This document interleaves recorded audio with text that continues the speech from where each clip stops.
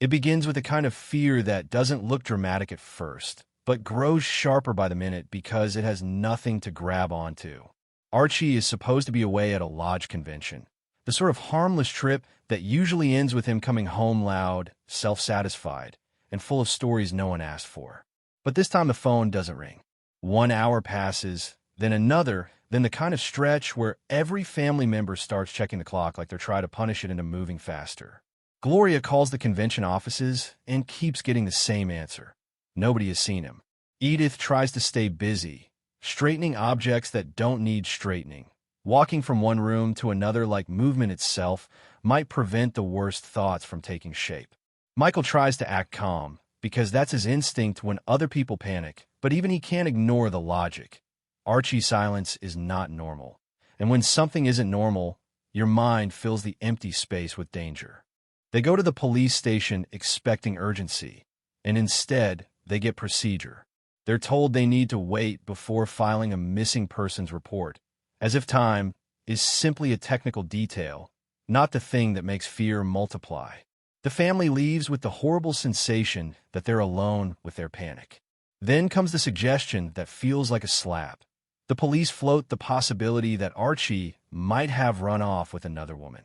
It's said casually, like a common pattern, but it changes the entire emotional weather inside the family. Gloria reacts with outrage. Her father is many things, but she can't imagine him as a romantic runaway. Edith reacts differently, with a strange mix of hurt and reluctant hope, because the thought of Archie leaving with someone else is still easier than the thought of Archie lying somewhere injured or worse.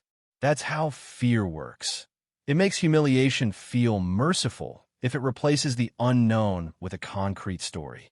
Back home, the household turns into a frantic amateur detective agency.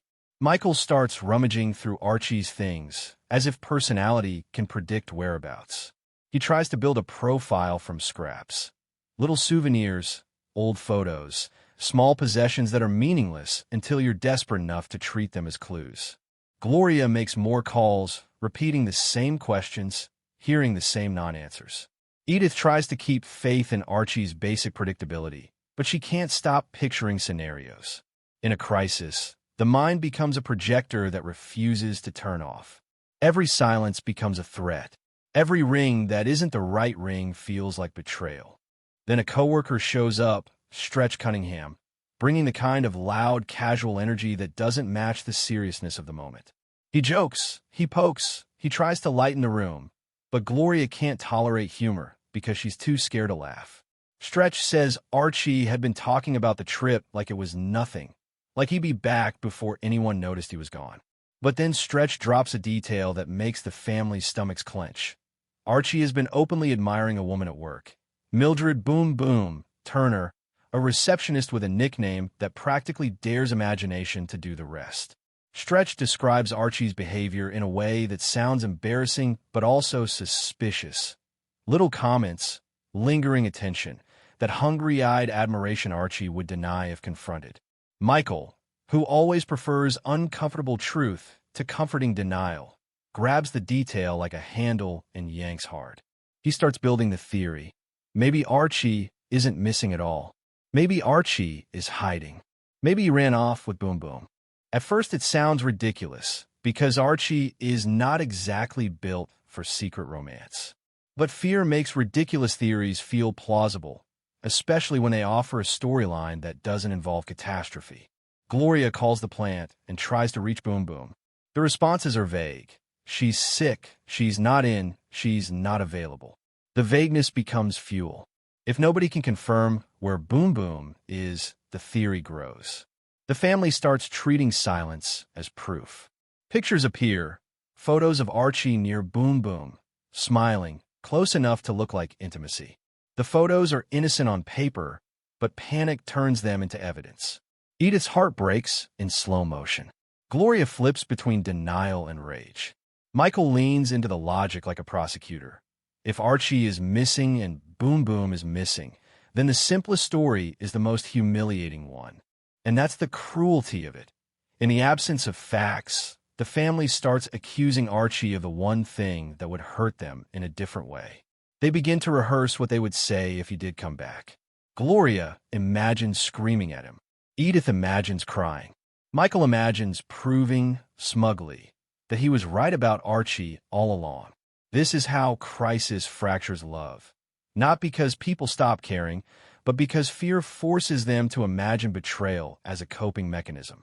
Then Boom Boom herself arrives and punctures the fantasy with blunt reality. She's irritated and confused by the rumors swirling around her name. She makes it clear she has her own life, her own relationship, and she hasn't been hiding Archie Bunker anywhere. The photos, she explains, were basically Archie being Archie, jumping into pictures, soaking up attention, collecting the illusion of closeness like it was a trophy without anything actually happening behind the scenes. The family has to swallow embarrassment. They build an entire scandal out of panic. Gloria feels foolish and furious at the same time. Edith feels relief so deep it almost knocks her over. But the relief is incomplete because the core problem remains. If Archie isn't with Boom Boom, then where is he? And then the call finally comes. Archie is alive. Archie is fine. Archie returns with a story so chaotic and absurd that it almost feels offensive compared to the family's terror.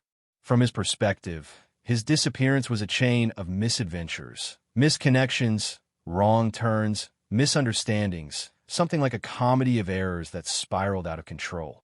From their perspective, it was 2 days of imagining tragedy. When those two perspectives collide, the emotional mismatch becomes the fight. Edith wants to hug him and hit him at the same time. Gloria wants to punish him for scaring her, yet she can't stop feeling grateful that he's alive. Michael wants to mock the absurdity, because sarcasm is how he processes relief. Archie, predictably, wants to be treated like the hero of his own story, not the cause of their suffering. The household tries to reset to normal, but normal doesn't last long in this family. A small domestic annoyance, something as simple as a toilet problem, becomes another argument about competence and responsibility. Michael tries to fix things. Archie complains. Edith tries to soothe. These minor conflicts work like steam vents. They release tension that has nowhere else to go. But the bigger shift is inside Archie, because soon he experiences what he interprets as a brush with death at work. A heavy object falls near where he had been, and because he moved at the last second, he avoids being hurt. For Archie, this isn't luck. It's a sign. It's a message. It's divine protection. And once Archie decides something is divine, he doesn't treat it quietly. He turns it into a full production. He announces he's going to be more religious, more grateful, more committed to God. He calls the Reverend. He talks about church attendance. He speaks about faith with the dramatic intensity of a man who believes he has been spared for a reason. Edith is moved. She wants to believe this will soften him, improve him, transform him into a kinder version of himself. Gloria is cautiously hopeful. Michael is skeptical, insisting that a near accident doesn't prove anything except that life is unpredictable. The household becomes a battleground between faith and cynicism. But underneath that debate is a deeper struggle: how people survive fear. Archie needs meaning because meaning makes terror feel purposeful. If God saved him, then the world isn't random. If the world isn't random, then you can bargain with it through devotion. Michael rejects that because he believes meaning is something humans create, not something the universe guarantees. Their arguments are loud and ideological, but the emotional truth is simple. Both of them are trying to feel less helpless in a world that can end you without warning. Archie's religious phase doesn't make him gentle. It makes him righteous, which is its own kind of loud. He tries to enforce grace at meals. He talks like he's being watched by heaven.